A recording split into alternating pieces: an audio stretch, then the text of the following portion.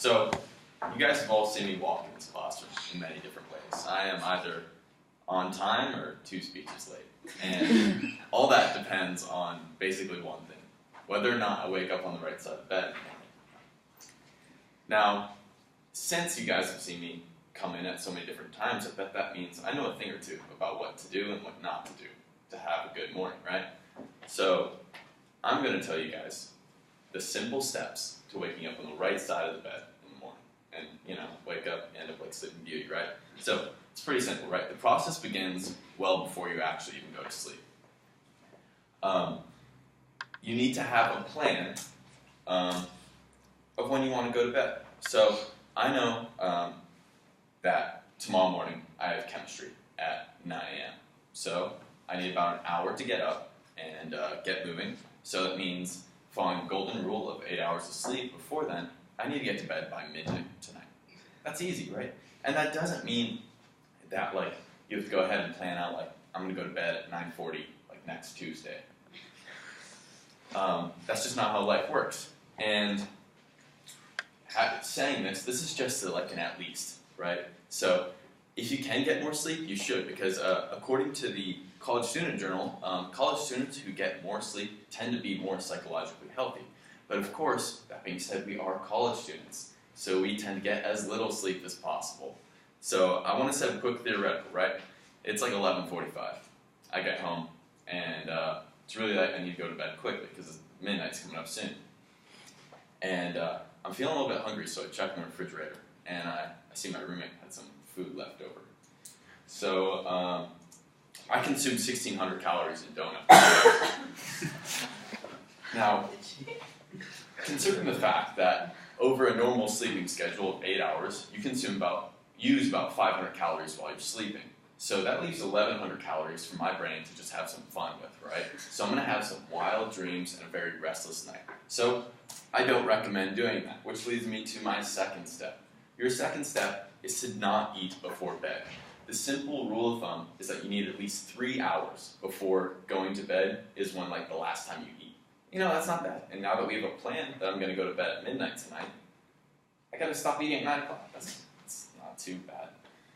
Now, the third step is having an evening routine. So what is the importance of an evening routine? Well, actually, it's a bit more subconscious. By having an evening routine that you continue through each night, you trick your brain into thinking that it's about to go to sleep. So if every night you brush your teeth before going to bed, your brain thinks, oh, he's brushing his teeth. That means I'm probably going to go to bed soon. And actually, it's also shown that this routine should also include hygiene, where a study conducted by Melissa A. Woodward revealed that hygiene before going to sleep actually increases the amount of good sleep you get that night.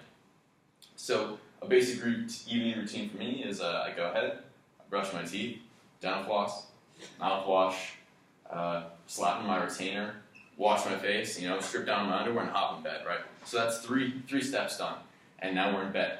So it should be easy going from here, right? So, I snuggle up, all good.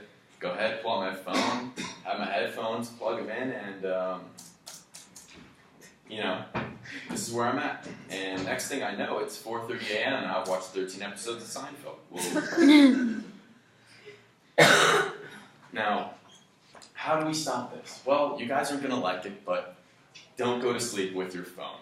That is the basic idea behind this, is that if you leave your phone away when you go to sleep, you're going to be able to sleep better. It's actually proven that if you go to sleep with your phone, people tend to get less sleep, and it leads to higher amounts of depression, anxiety, and stress in one's day. Now, the last thing you have to do is actually after you wake up. It's following a morning routine. Now, a basic morning routine just needs to take care of 3 necessities.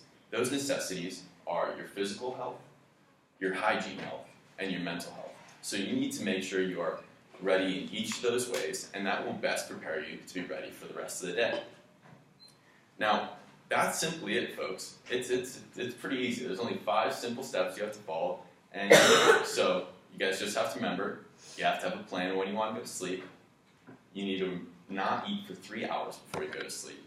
you need to follow an evening routine. You need to leave your phone away from your bed. And when you wake up, you have a consistent morning routine. If you guys can do that, I guarantee you, you're going to be waking up like you're in a Tempur-Pedic commercial and ready to kick more ass than Chuck Norris.